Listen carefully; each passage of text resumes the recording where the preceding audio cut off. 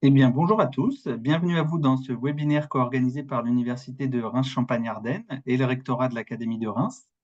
Aujourd'hui, nous allons nous intéresser à la présentation de la licence informatique dispensée à l'UFR Sciences Exactes et Naturelles sur le campus Moulin de la Houste de Reims. Ce webinaire est animé dans le cadre du projet L par Julie Léraud, ingénieure pédagogique au rectorat de l'Académie de Reims, et moi-même, Camille Boulet, chargée de transition lycée-université au sein du service de la réussite étudiante de l'Université de Reims-Champagne-Ardenne. Dans le but de faire découvrir les études supérieures de l'académie au plus grand nombre et de favoriser votre transition, nous avons le plaisir d'accueillir aujourd'hui Madame Jessica Jonquet, maître de conférence en informatique dans l'unité médique de l'URCA. Elle est accompagnée par Romain Despoulains, étudiant de troisième année, qui nous partagera son expérience de la formation. Merci à vous pour votre présence pendant cette pause méridienne. Avant de vous laisser la parole et de débuter cette présentation, je vous précise quelques informations sur le déroulement de notre webinaire. Donc, la présentation va durer une trentaine de minutes. Elle sera suivie d'un temps d'échange pendant lequel les auditeurs pourront poser des questions. Pour cela, vous pouvez utiliser le fil de conversation intitulé Q&R en bas de votre écran. N'hésitez pas à écrire dans cette rubrique questions-réponses au cours de la présentation. Ainsi, nous pourrons débuter le temps d'échange avec des questions déjà formulées. Cette rubrique doit nous permettre de répondre à l'ensemble de vos interrogations. Je laisse donc désormais la parole à nos invités. Merci d'avance de votre présentation. Merci. Bonjour à tous. Donc, en effet, je suis Jessica Jonquet, la responsable de la licence informatique à l'UFR Seine. Et donc, je vais vous présenter un petit peu cette formation. Donc, il y a plusieurs formations classiques en informatique qu'on peut retrouver sur Reims et en dehors de Reims d'ailleurs. On va trouver une formation en informatique un petit peu plus technique avec le BTS qui débouche sur une licence professionnelle si on en a envie. On va avoir la possibilité de faire une formation plus généraliste en passant par une classe préparatoire et en rejoignant après par un concours une école d'ingénieur en informatique si on le souhaite.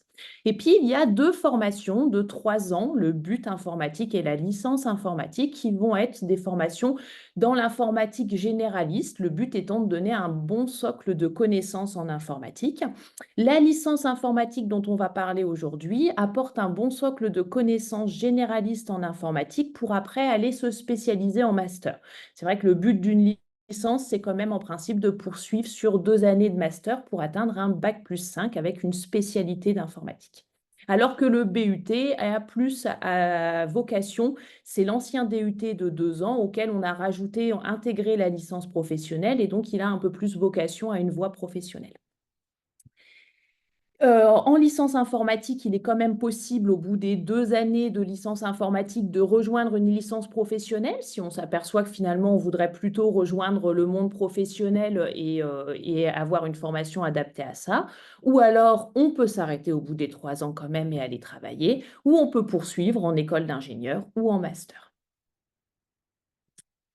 Alors, l'accès à la formation, c'est-à-dire la première année, va se faire par Parcoursup. On a une formation non sélectionnante, c'est-à-dire que on fait partie des licences, mais par contre, on a un nombre de places quand même limité qui est 64 depuis 2022.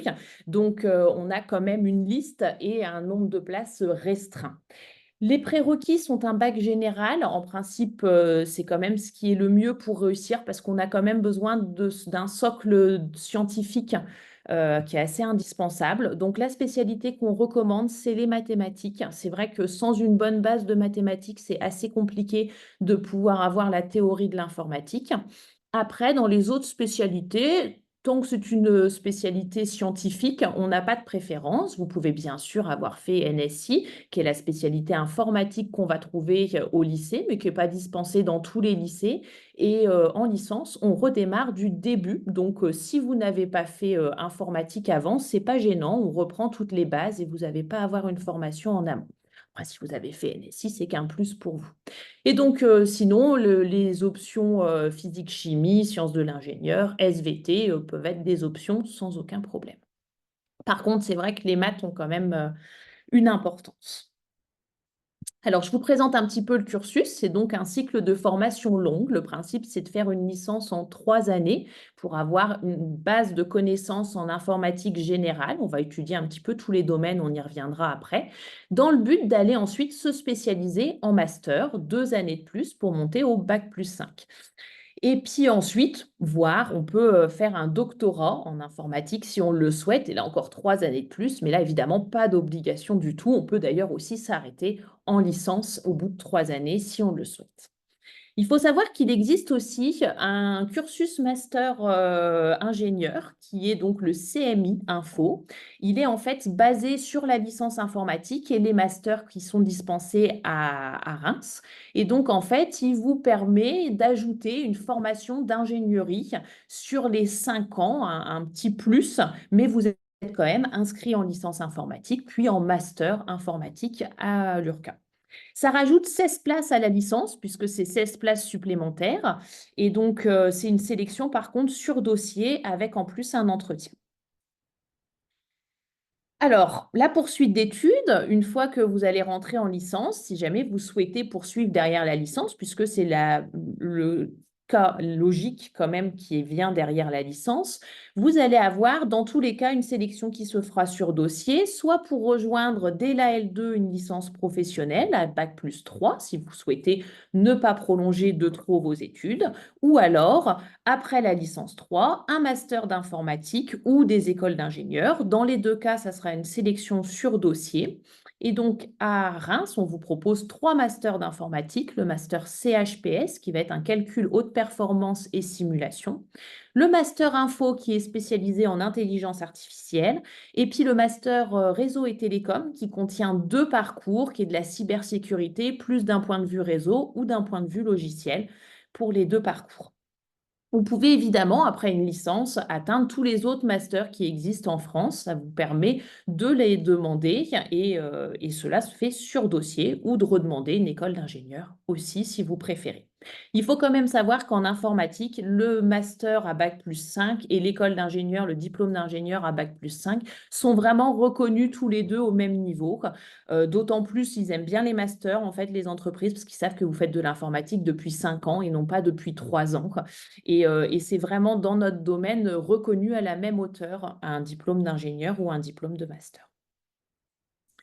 Donc, je vous disais que le but de la licence, c'est vous donner un socle de connaissances solides en informatique. On va aller parcourir un petit peu tout. Évidemment, on va commencer plus par du développement de la programmation assez classique. On fera du développement web. Et donc, pour ça, on fera des bases de données, évidemment. On fera de l'administration système, des systèmes d'exploitation, un petit peu de réseau, il en faut bien, de l'algorithmique, évidemment.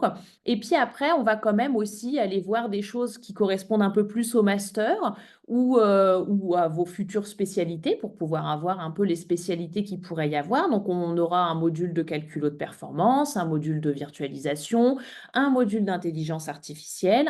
Et puis, on va même faire un petit peu de visualisation avec du Unity pour vraiment vous donner une palette assez large.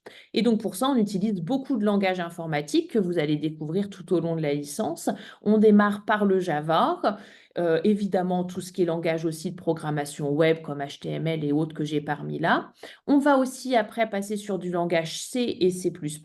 Vous ferez aussi du PHP et du MySQL, bien évidemment, pour pouvoir faire tout ce qui est développement web, du React et du Laravel, qui sont aussi des plateformes utilisées pour le développement web. Un petit peu de Python aussi, que souvent vous avez déjà pratiqué un peu avant d'arriver, c'est là où vous commencez.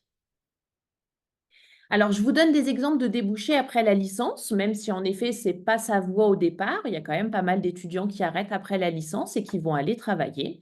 Donc, par exemple, ils peuvent être analystes, programmeurs ou programmeuses. Ils vont donc, dans ce cas-là, être plus basés sur tout ce qui est programmation, de la rédaction, du suivi de cahier des charges et puis donc la conceptualisation d'applications, que ce soit de l'analyse des besoins utilisateurs, au test et jusqu'au suivi post-production.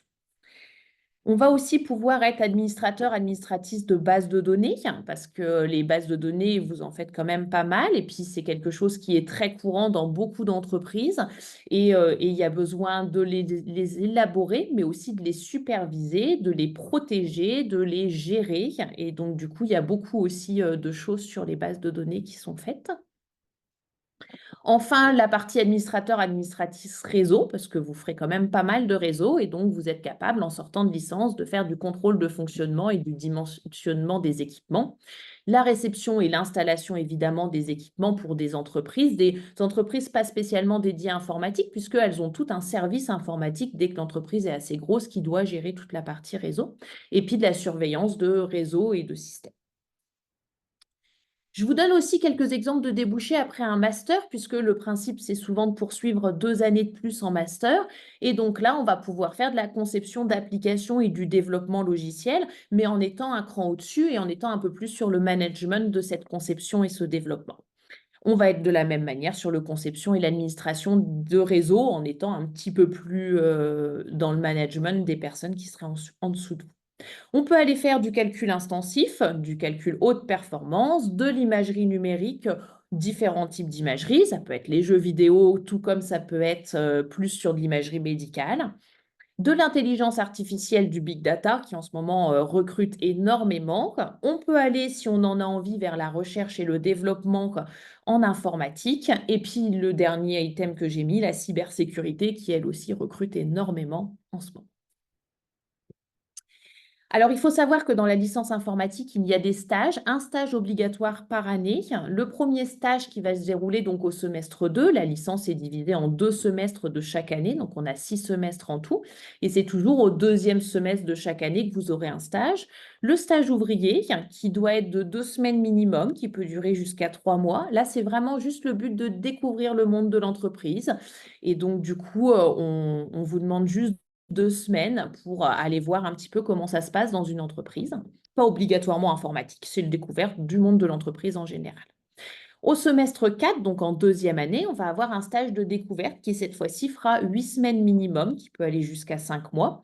Ce stage de découverte, là, doit être fait dans pas obligatoirement une entreprise d'informatique, mais un service d'informatique avec des informaticiens autour de vous, puisque le but cette fois-ci, c'est vraiment de découvrir le métier.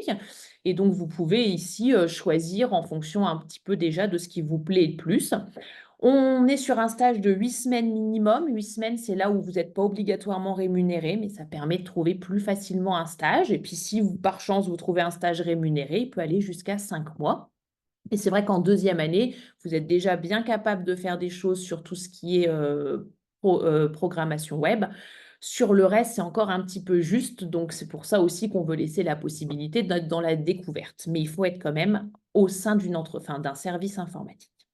Et puis en L3, le stage en immersion, fin de dernière année, 8 semaines minimum à nouveau, 5 semaines maximum. Et là, vraiment, vous êtes plongé dans un stage en informatique et vous réalisez vraiment des choses en informatique. C'est le but. C'est votre stage de fin d'études pour la licence. Mais donc, à la sortie de la licence, vous avez minimum 18 semaines de stage déjà à mettre dans votre CV qui vous permet quand même d'avoir déjà une connaissance un petit peu de ce qui vous plaît aussi le plus pour vous aider à choisir votre spécialité par la suite. Alors, il existe aussi un dispositif WICI. On avait repéré un fort taux d'échec en L1. On était à plus de 60% en 2019 avant de démarrer ce dispositif WICI. Et finalement, on avait peu de redoublement dans cette partie d'échecs. C'était beaucoup des réorientations, des abandons. Et on avait repéré, en discutant un peu avec les étudiants, qu'on avait surtout des bases scientifiques fragiles, qu'ils venaient parfois d'un bac pas général et que du coup, cette partie de scientifique était un petit peu compliquée pour eux. Donc, on a profité du dispositif WICI pour venir proposer un accompagnement à ces étudiants, du soutien enseignant pour toutes les matières, 6 heures par matière, et du soutien étudiant qui va être fait par nos étudiants de L2 et L3 informatique, donc de deuxième et troisième année informatique, qui vont pouvoir, d'un autre point de vue, venir vous aider et vous aider à réviser et à travailler les matières qui vous intéressent.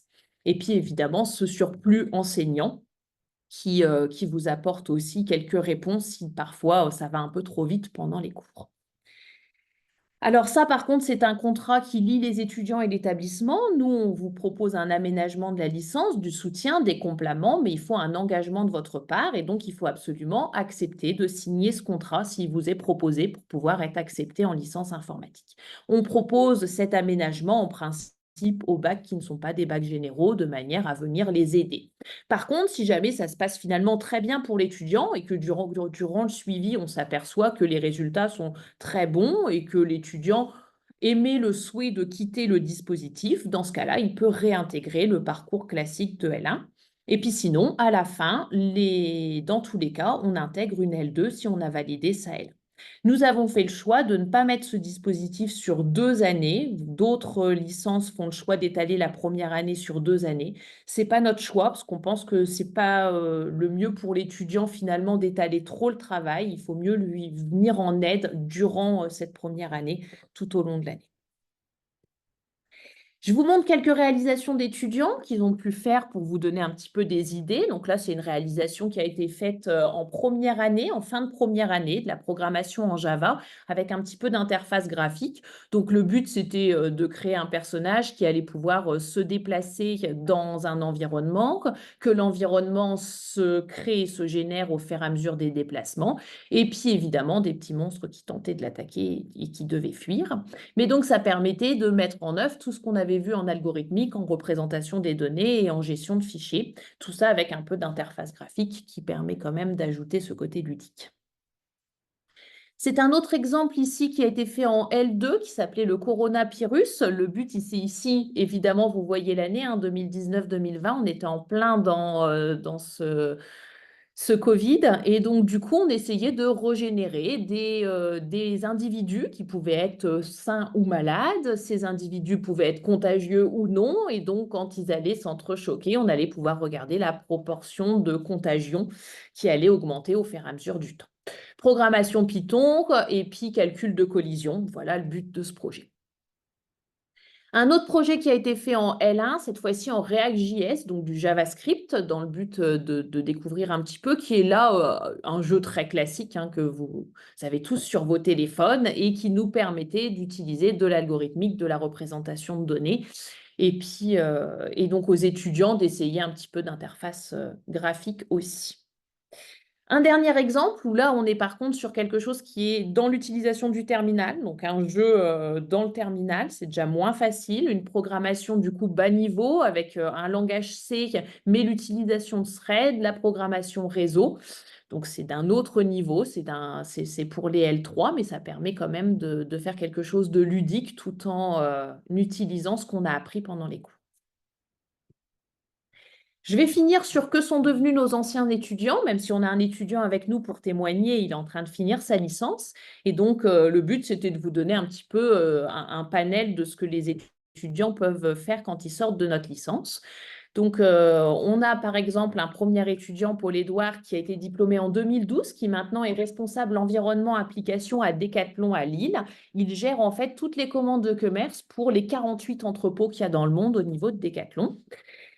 J'ai aussi un autre étudiant donc, qui sort du master ASR qui lui a été embauché chez Allianz, donc il fait de l'analyse de risque. C'est un petit peu différent, mais ça peut aussi nous emmener là-dedans. Et donc là, sur la sécurité et cybersécurité, on y est pas mal. Ensuite, j'ai Sébastien qui lui travaille chez Orange Business depuis 2019, diplômé en 2018, donc il a vite trouvé son employeur. C'est l'exemple aussi de Guillaume, master d'art, donc toujours plus sur R&T, qui est donc un ingénieur développement robotique. Et il faut savoir que lui, il a été embauché à la suite de son stage M2. Donc c'est aussi assez courant d'avoir un stage qui débouche directement sur une embauche. Après, les étudiants, ils restent ou n'y restent pas. Il faut aussi savoir que tous les masters sont proposés en alternance. Et donc, du coup, parfois, c'est aussi l'alternance qui emmène à la première embauche. Je vous donne un exemple aussi avec Loïc. Alors là, c'est l'ancien master, c'est le DESS, puisque lui, il a été diplômé en 2000 et il travaille dans les bases de données depuis 23 ans. Et donc maintenant, il travaille chez Oracle, qui est le gros générateur de bases de données. Adrien, diplômé en 2014, qui lui a choisi de poursuivre finalement dans la recherche et développement, donc qui a soutenu une thèse en 2018 sur du calcul haute performance et qui va être maintenant ingénieur-chercheur au CEA. Baptiste, qui lui travaille chez Airbus, qui est passé en alternance chez Airbus cybersécurité, pardon, et qui maintenant travaille chez Walix comme ingénieur de développement. Et je finis sur Tiffaine, qui, elle, a été diplômée en 2019, qui depuis 2022 est chez Airbus. Et ça, c'est notre petite championne. Elle adore tout ce qui est l'osine, tout ce qui est ses concours de cybersécurité et elle fait des très beaux classements. Donc, on a plaisir à la suivre dans son parcours. Et donc, je vais maintenant laisser la parole à l'étudiant. Donc, c'est Romain Desprilin, étudiant en L3 informatique et CMI informatique. Donc, lui, il a les deux facettes. Et puis, je vais laisser Julie lui poser quelques questions. Merci Jessica. Bonjour Romain. Bonjour. Alors on va commencer par le début, j'ai envie de dire. Est-ce que vous pouvez nous expliquer un petit peu comment s'est passée votre première rentrée en licence et master du coup. Alors, donc moi, je suis étudiant en licence informatique et CMI, donc cursus master en ingénierie. Euh, euh, donc, ma première rentrée, elle s'est très bien passée. Il n'y a pas de raison pour que ça se passe mal. Et honnêtement, je n'ai pas trouvé de gouffre entre l'université et le lycée, surtout si les personnes ont suivi la spécialité NSI et mathématiques, même si moi, j'avais fait un bac général avec mathématiques et physique. Donc l'université, c'est la continuité du lycée. Il n'y a pas de changement réel de difficulté. Le seul changement, c'est, de mon point de vue, c'est qu'on passe d'élève à étudiant. C'est-à-dire qu'en étant étudiant, on est moins encadré, même si quand même on est encadré dans la licence, on organise notre travail, on se fixe nous-mêmes des échéances et on est proactif, on est actif, on est acteur dans notre apprentissage. Et donc, dès le début, dans ma première année, j'ai pu effectuer un stage, donc un stage plutôt ouvrier, dans une maison de champagne à Reims, même si c'était assez axé à informatique. Donc, c'est un stage qui m'a permis justement d'avoir un premier pied, un premier regard sur le monde de l'informatique et le monde du travail en général. Ok, merci. Et alors, pour revenir sur les différences entre le lycée et l'université, là, vous avez parlé de travail, mais après, en ce qui concerne, on va dire, la vie quotidienne, je ne sais pas, vos relations avec peut-être des camarades, les autres étudiants, peut-être est-ce que vous étiez à la cantine au lycée et là, vous avez dû vous débrouiller ou peut-être que vous n'êtes pas de Reims et il a fallu que vous trouviez un appartement. Voilà, je ne sais pas si vous avez des réponses sur des choses de la vie quotidienne. Alors, pour moi, venant d'un lycée rural, donc j'étais au lycée à Vouziers, lycée Thomas Masaryk, bah, le plus grand défi, ça a été de s'adapter à la vie en ville et à l'université. C'est vrai que c'est un changement d'échelle. Il y a plus de monde, c'est beaucoup plus grand, beaucoup plus d'autres étudiants. Après, au niveau des relations avec les autres étudiants, ça s'est très bien passé. Je mange souvent au restaurant universitaire au Crous. Donc oui, c'est comme à la cantine, il y a une très bonne ambiance dans l'université et dans la licence notamment. Super, donc ça a l'air de plutôt bien se passer. Est-ce que vous pouvez aussi évoquer alors si vous en avez rencontré des difficultés que vous avez rencontrées ces dernières années dans votre Alors, licence?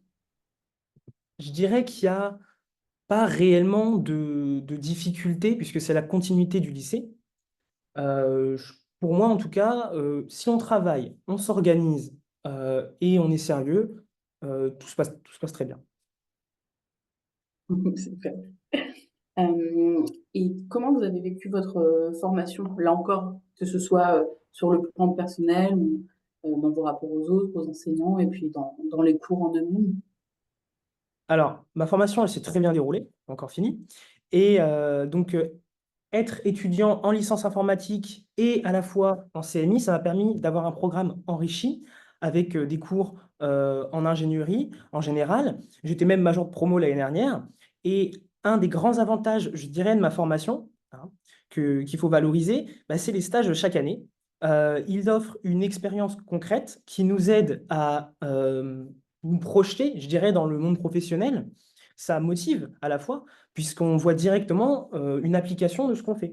Si je travaille actuellement, enfin si j'étudie actuellement les bases de données, je vais peut-être pouvoir faire un stage en entreprise où je vais justement appliquer ce que j'ai appris et aller plus loin dans l'apprentissage. Parce que je dirais qu'un bon étudiant, il va toujours plus loin que ce qu'on lui demande.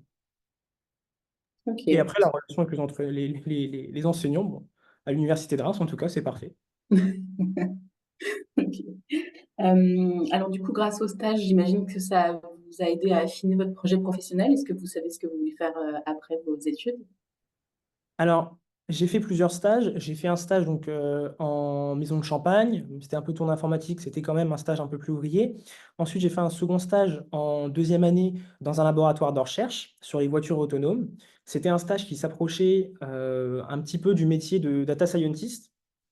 Donc, c'est un métier que j'envisage, notamment dans le monde de la recherche publique et de l'industrie, ou encore, euh, par exemple, ingénieur en intelligence artificielle avec le master data, ou bien consultant/expert en calcul de performance avec le master CHPS. Je dirais que justement, ces expériences, elles m'ont permis de m'orienter et de savoir ce que moi aussi j'aimais, ce que je savais faire, vers où je voulais aller, et notamment vers ces trois domaines. J'ai aussi actuellement un stage que j'ai commencé dans une entreprise, Latitude, à Reims, une entreprise dans l'aérospatiale. Donc cette fois-ci, je fais de l'informatique, à la fois des bases de données, une migration de données, et quelque chose qui touche un peu plus à l'ingénierie avec de la simulation, etc. Donc ça me permet d'avoir vraiment un point de vue général sur divers métiers. Ok, c'est très, très complet.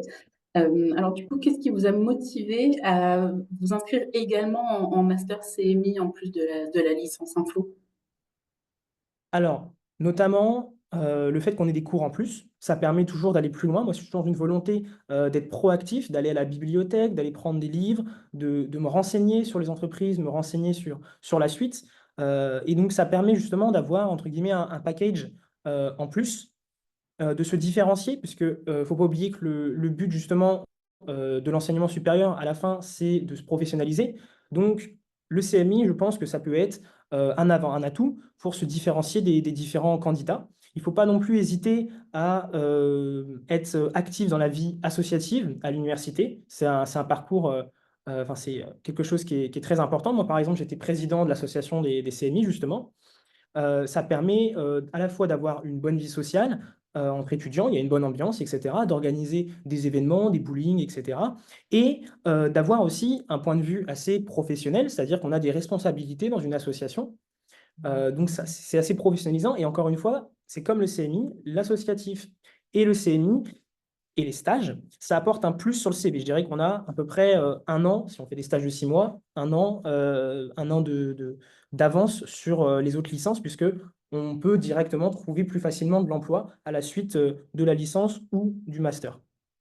Et je dirais, pour finir sur cette question, euh, que la licence m'a permis de développer des compétences, de côtoyer des étudiants, aussi des enseignants-chercheurs, puisque avant tout, on est à l'université et non en école d'ingénieur. On est plus orienté dans un milieu où on est autonome et on peut s'orienter vers la recherche plus facilement, je pense, qu'en école d'ingénieur. D'accord. Mais c'est quelque chose que vous pouvez envisager, peut-être la recherche, c'est quelque chose qui vous intéresse? Oui, ingénieur de recherche ou bien faire par la suite une thèse, notamment bah, par rapport à mon stage que j'ai fait en L2 sur les voitures autonomes. Aujourd'hui, en L3, je fais un travail de recherche. Donc ça, c'est dans le cadre du CMI. Donc pendant un an, je vais étudier un domaine pour un laboratoire. Et en l'occurrence, ici, c'est la génération de scénarios de tests de véhicules autonomes avec l'intelligence artificielle, notamment du machine learning et des modèles de langage. Donc ça, c'est quelque chose qui pourrait, c'est une expérience qui pourrait me permettre de poursuivre sur une thèse, ici par exemple, à l'université, et pourquoi pas devenir soit enseignant-chercheur ou bien chercheur dans l'industrie, dans le privé. D'accord. Avant de passer à notre dernière question, je tiens à rappeler à nos participants que vous pouvez poser des questions aussi bien à Madame Junquet qu'à Romain dans le fil QR, donc n'hésitez surtout pas. Alors oui, Romain, une dernière question pour les personnes qui nous regardent.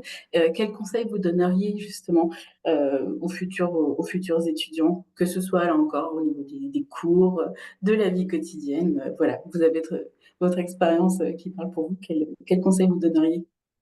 Alors, j'ai plusieurs points. J'ai des points plutôt personnels. Au niveau du logement, bah, si vous pouvez vous loger près de l'université, évidemment, on a les résidences Crous. Ici, il y en a une à 1 minute, hein, vraiment 1 minute à pied. On se lève le matin, on arrive directement à l'université. C'est une très bonne option. Mais pour moi, j'ai choisi un appartement dans le centre-ville. C'est très pratique puisque ça limite les déplacements. On a accès voilà, aux magasins, à la délaverie, etc.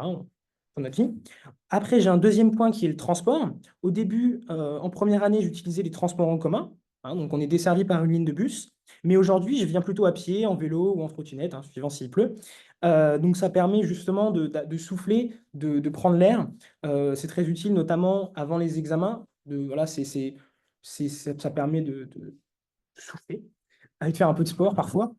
Ensuite, j'ai un autre conseil, plutôt donc cette fois-ci du point de vue court, c'est-à-dire c'est le travail. Donc, il faut travailler régulièrement, sérieusement, et être autonome. À l'université, on doit apprendre à être autonome, on doit apprendre à apprendre, et personne ne va courir après nos rendus, même si dans la réalité, on est quand même encadré, et surtout, on a des profs qui sont disponibles. C'est-à-dire que si on a une question, on n'est pas livré à nous-mêmes, on peut justement aller demander aux enseignants, aller même demander pourquoi pas à d'autres acteurs externes comme les chercheurs, etc., dans certains domaines. Donc c'est vraiment important, on n'est pas lâché tout seul, on est encadré, mais libre. Et ensuite, le dernier conseil, c'est les opportunités. L'université, ça apporte beaucoup d'opportunités, hein, voilà, notamment des opportunités professionnelles, des opportunités académiques. Il faut saisir toutes ces occasions qui se présentent, les stages, les projets, les associations étudiantes.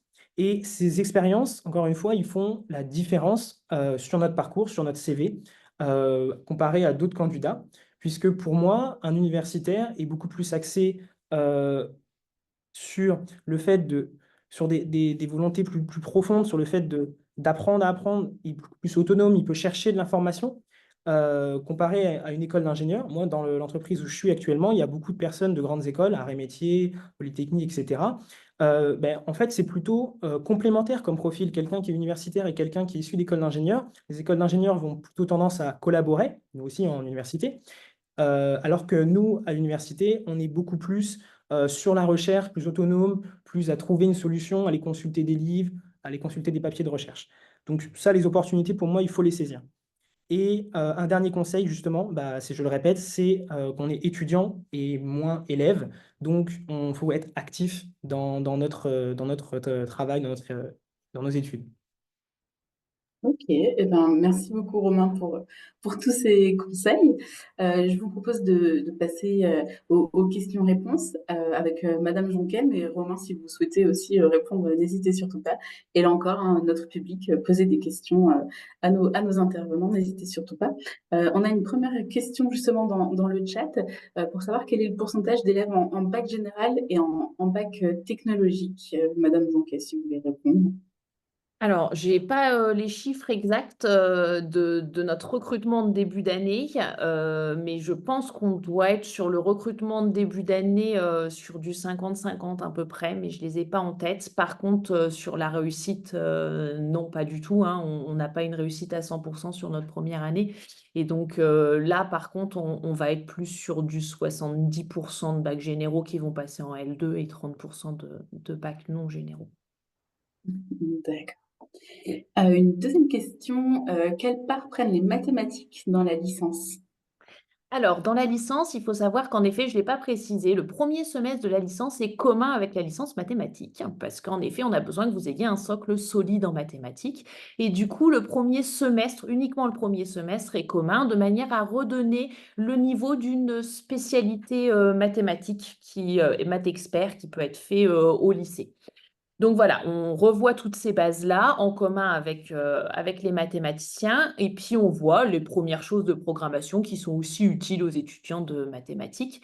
Et on va se séparer qu'au deuxième semestre. Et donc par contre, là, à partir du deuxième semestre, vous allez avoir beaucoup moins de mathématiques. Il en restera, mais un peu plus disséminé, un peu plus dans des mathématiques qu'on va utiliser au sein des matières informatiques et plus des maths pour les maths, plus des maths pures. D'accord.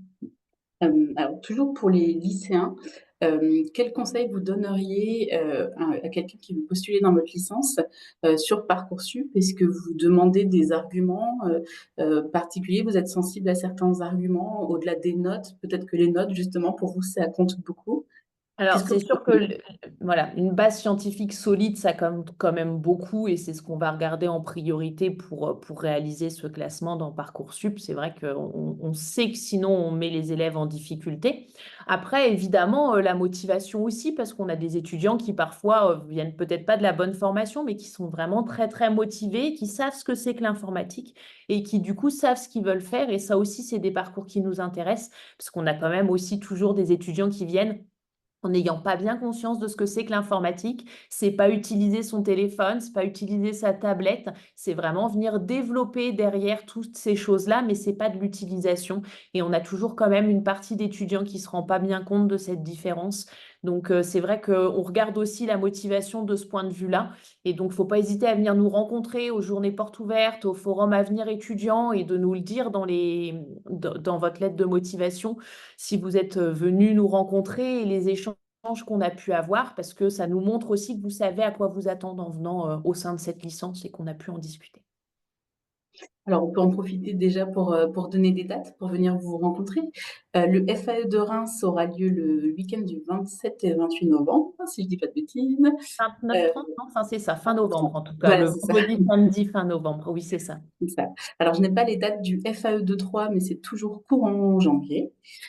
Et les portes ouvertes de l'URCA auront lieu le samedi 1er février 2025. Donc, voilà, j'imagine que vous accueillerez tout le monde pour répondre à... Exactement, on sera présent à celui de Reims, c'est sûr. Celui de Troyes, je ne sais pas encore si quelqu'un pourra s'y rendre. Et évidemment, on sera là aux portes ouvertes pour vous accueillir. Très bien. Une autre question dans le chat. Sur quel mois se déroulent les cours? Alors, on commence dès début septembre. Ça, par contre, on commence vraiment avec l'année scolaire, hein, et même parfois un petit peu plus tôt pour les L2, L3, parce qu'avec un stage de 8 semaines minimum, si on va avoir fini fin juin, il faut absolument commencer tôt. Et puis ensuite, alors en première année, ça va s'arrêter les cours aux alentours de mi-mai. Et il y aura 3 semaines en principe au niveau de Noël qui seront une pause parce que nous, on essaye de faire pas mal de choses en contrôle continu. Donc, du coup, la semaine d'examen de janvier, on ne l'utilise pas. Et donc, on reprend qu'après. Ça, c'est valable pour les L1. Pour les L2, par contre, donc reprise dès début septembre parce que les cours vont s'étaler jusque début avril. Et début avril, c'est le départ en stage. Et D'accord. donc le stage, par contre, les 8 semaines pour que ça soit fini début juin et qu'on puisse faire les jurys sur un stage fait. Et s'il est plus grand, il peut poursuivre jusqu'au 31 août, d'où le fait que c'est possible d'aller jusqu'à 5 mois. Mais on essaye d'avoir au moins 8 semaines pour faire une première soutenance des rapports et pouvoir avoir des notes pour le jury. D'accord. Pardon. Alors, une autre question dans le chat qui vous concerne et peut-être que Camille, tu dois compléter la réponse. Est-ce qu'il y a des journées d'immersion et si oui, comment peut-on s'y inscrire? Alors, je sais que tous les ans, on est sollicité pour les journées d'immersion. J'ai des collègues qui proposent de venir participer à leur CM pour voir un petit peu ce que ça donne sur ces journées d'immersion. Après, les dates ne collent pas toujours parce qu'on essaye aussi de ne pas vous proposer quelque chose qui serait trop haut niveau ou enfin c'est bien quand c'est le début d'un module, c'est plus compliqué si les modules sont très avancés. Donc c'est vrai qu'on participe pas toujours selon les dates et là j'ai pas encore du tout regardé les dates, je dois avouer. Donc je laisse la main à Camille qui les a peut-être. Donc cette année, effectivement, l'activité Un jour à l'université que nous proposons chaque année a lieu du 10 au 14 février. Donc vous aurez des informations qui circuleront. Tenez-vous informés. Il y aura une campagne d'affichage même dans Reims, hein. Donc on vous donnera exactement euh, les dates pour vous inscrire. De mémoire comme ça, on pourra s'inscrire à partir du 17 janvier. Donc voilà, tenez-vous informés par rapport à ça. Merci Camille. Alors, une question par rapport au stage. Est-ce que les étudiants sont accompagnés pour trouver justement des stages? Alors oui, évidemment, ils vont pas être laissés complètement dans la nature. On leur donne des conseils. Le stage de première année est vraiment pas difficile à trouver. Pour les stages suivants, on va venir un petit peu les aiguiller en fonction des cas. On ne va pas donner une liste complète parce que on ne va pas se mentir, si on distribue une liste d'entreprises, tous les étudiants vont écrire à toutes les entreprises, elles vont être surchargées, elles vont nous dire plus jamais vous, hein, c'est pas possible. Donc on va y aller au cas par cas en fonction aussi de ce qu'on va discuter avec l'étudiant pour essayer de l'aiguiller et de l'envoyer vers certaines entreprises sans être non plus à distribuer une grande liste. Mais bien sûr, si on vient nous trouver, il y a un accompagnement. C'est un peu ce que vous disiez, Romain. Je pense que c'est important et qu'il a vraiment raison de le signaler. C'est qu'on est disponible pour vous, mais on n'est plus au lycée, on viendra moins vous chercher par la main. C'est-à-dire qu'il faut quand même, il y a un travail à apporter, il y a un travail personnel qui est indispensable. On n'a pas un nombre d'heures de cours très important, quoi, surtout la première année par semaine. Mais par contre, il y a un travail personnel à fournir à côté. Ce travail personnel, on va vous accompagner dans le sens où on va vous dire quoi faire. On vous donnera des exercices, des TP à finir. Il y a vraiment des choses qui vous sont données pour vous accompagner. Maintenant, on ne va pas venir vérifier derrière vous que tout est bien fait et on ne va pas venir vous taper sur les doigts si ce n'est pas fait parce que là, c'est votre responsabilité, c'est vos études. Et c'est là où on passe au stade étudiant et où du coup, il faut savoir être autonome dans ce travail. On vous accompagnera pour vous aider à vous dire quoi faire, on vous répondra si vous venez nous voir. Mais par contre, on n'est plus dans le flicage, on ne va pas être derrière vous à longueur de temps parce que ça reste votre responsabilité. Très bien. Alors moi, j'ai une question sur la mobilité internationale. Est-ce qu'il y a possibilité d'étudier peut-être en Erasmus ou voilà, en tout cas à l'étranger dans votre Alors, on cursus? a des étudiants qui font des semestres à l'étranger parfois. On a des étudiants qui partent en stage à l'étranger aussi.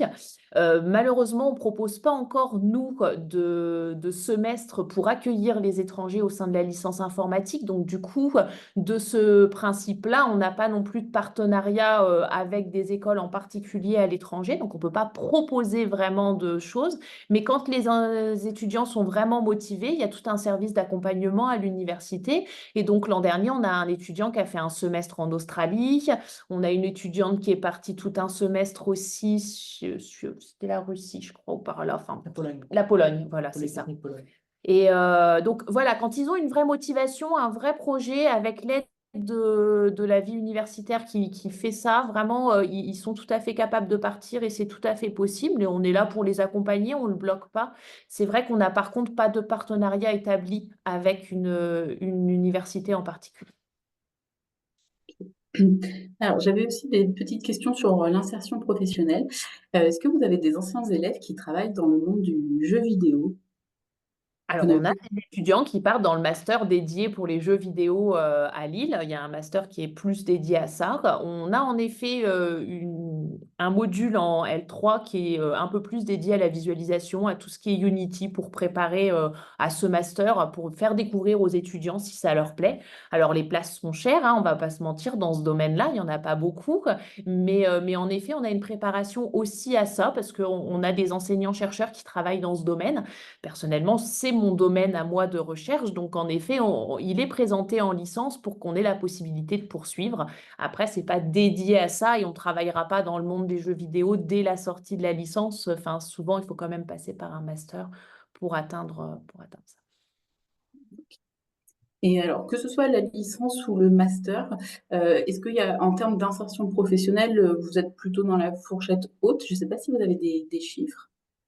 Alors, j'ai pas les chiffres, mais par contre, en effet, on n'a pas de problème d'insertion. Le fait que la licence, contrairement à d'autres licences, ait beaucoup de stages, on a en effet des bons CV pour pouvoir être finalement embauché dès la sortie de la licence. Et donc, on a une insertion professionnelle à la sortie de la licence qui est assez bonne et qui permet aux étudiantes, s'ils n'ont pas envie de poursuivre, de pouvoir aller travailler sans aucun problème. Et puis ensuite, en sortie de master, on n'a vraiment pas de souci sur l'embauche derrière. C'est très recherché. Sur tous les domaines spécifiques de nos masters, la cybersécurité, l'IA, en ce moment, il y a vraiment énormément de demandes, donc ils n'ont pas de mal du tout à trouver du travail. Est-ce que vous avez des anciens étudiants qui sont devenus auto-entrepreneurs, qui ont lancé leur propre boîte? Alors oui, on en a même qui sont étudiants en ce moment et qui font auto-entrepreneurs. Il y en a qui sont très branchés sur ça. Et donc, il y a tout un service d'accompagnement à l'université. Donc, en effet, on en a qui sont entre auto-entrepreneurs en étant en L2 ou en L3 et en commençant déjà à travailler sur leur future entreprise. Et puis, on en a qui ont choisi cette voie-là à la sortie aussi. D'accord. Alors, si je ne dis pas de bêtises, les étudiants entrepreneurs peuvent être accompagnés par l'URCA. Si je ne dis pas de bêtises, je crois que ça s'appelle Oui. Pépite. C'est ça. C'est ça, c'est Pépite exactement qui les accompagne. Et il y a plein de choses qui sont faites pour les accompagner de plus en plus. Et ça nous est présenté à tout niveau, dès la licence, en master et même en tant que doctorant par la suite. Il y a beaucoup de choses qui est fait au niveau de Pépite pour les accompagner. Super. Une question dans le chat. Jusqu'à quel niveau est abordée la cybersécurité dans la licence?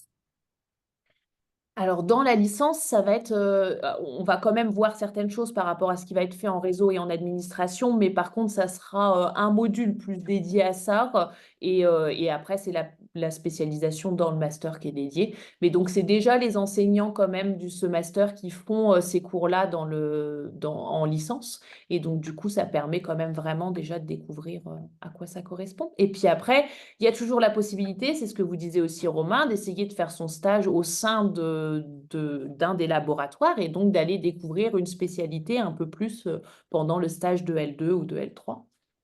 Romain d'ailleurs qui a quelque chose à ajouter, j'en profite. Si je peux ajouter quelque chose en tant qu'étudiant, il y a aussi le Hack Securance, Oui, tout à fait. à laquelle quelques étudiants en licence peuvent participer. Et du fait de notre je dirais, autonomie et notre liberté, on a aussi sur notre temps personnel, en travail, en étant accompagné quelquefois par des enseignants, si on peut s'entraîner justement en faisant des CTF, des captures de flag. On a plusieurs étudiants, moi dans ma promotion, qui font ça. Et si on a des questions, etc., les professeurs restent à disposition justement pour approfondir ce savoir. D'accord, très bien. Alors, il n'y a pas d'autres questions. Alors là encore, pour notre public, n'hésitez pas, on a encore quelques minutes, donc si vous avez des questions, n'hésitez pas. J'avais moi une petite question. Quelle est la part de filles dans la licence? Alors, c'est une bonne question, quoi. Pourtant, elles ont 10 doigts, comme tout le monde. Elles sont capables de faire de l'informatique sans aucun souci. Il ne faut pas hésiter à venir. Mais c'est vrai que c'est moins ce qui leur plaît, ou peut-être qu'elles se limitent, je ne sais pas. On a à peu près 10% de filles en L1. Et par contre, plus on monte dans les niveaux et plus le pourcentage s'augmente parce qu'en fait, les filles qui commencent et à qui ça plaît vont très loin, sont souvent dans nos majeurs de promo et s'en sortent très très bien. Elles sont peut-être plus consciencieuses, peut-être plus sérieuses, mais en tout cas, c'est vrai qu'on remarque que les filles, on n'en a pas beaucoup, mais qu'elles réussissent toujours très bien à partir du moment où ça leur plaît, parce qu'on en a certaines qui arrivent en première année, c'est pas leur truc, mais c'est tout à fait possible et en tout cas, il y a aucune limitation pour les demoiselles. Donc, qu'elles n'hésitent pas à s'inscrire. Exactement. Alors moi, j'ai une dernière question, et après on verra s'il y a d'autres questions dans le chat. En ce qui concerne l'alternance, donc c'est à partir du master, hein, c'est ça? Il n'y a pas d'alternance en licence? Non, pour l'instant, on n'a pas d'alternance en licence. On l'avait envisagé, mais c'est pas encore mis en place parce que ça complique quand même beaucoup les choses. D'être sur un calendrier d'alternance pour ceux qui sont en formation non alternante. Et du coup, ça complique un petit peu les choses. Donc, pour l'instant, on l'a mis en place sur les 3 masters. Par contre, dans les 3 masters de Reims, il est possible de faire son master en alternance. Est-ce qu'il y a un nombre limité pour les personnes qui souhaitent faire de l'alternance? Alors, il y a un nombre limité dans chaque master, hein. Chaque master Oui. ouvre à peu près 16 places. 16 places alors par parcours. Donc, du coup, on a 4 fois 16 places quand même sur Reims.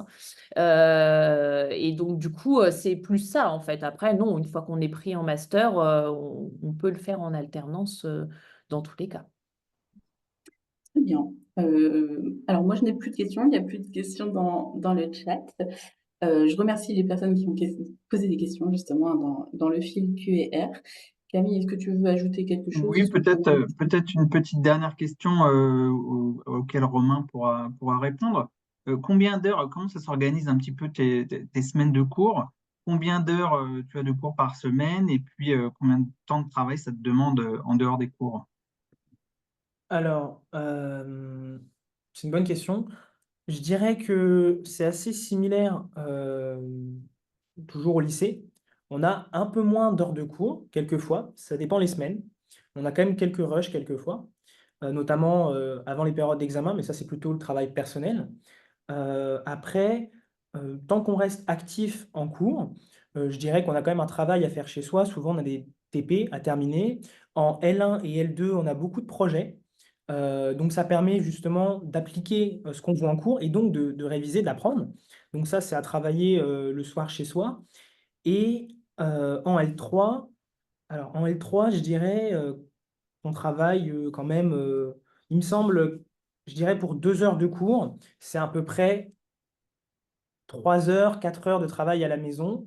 Alors pas tout le temps bien sûr, mais souvent quand il y a des projets, hein, parce qu'on a le CM, on a le TD, on a le TP et souvent sur le TP, il y a quelque chose à rendre et sur le TD, bah, il faut le revoir et le retravailler et donc ça permet, d'avoir un travail personnel. Enfin moi, c'est comme ça que je m'organise, après chacun fait comme il veut, mais en tout cas, en travaillant régulièrement, à peu près un peu plus qu'au lycée peut-être, notamment pour les projets et les périodes d'examen, on s'en sort très bien, j'ai pas de chiffres à donner, mais c'est tout à fait possible. Rien n'est impossible.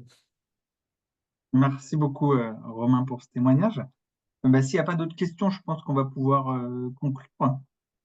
Donc, bah, merci une nouvelle fois à Madame Jessica Jonquet et puis à Romain pour votre présentation claire et concise. Merci à tous nos spectateurs de nous avoir suivis pendant cette heure.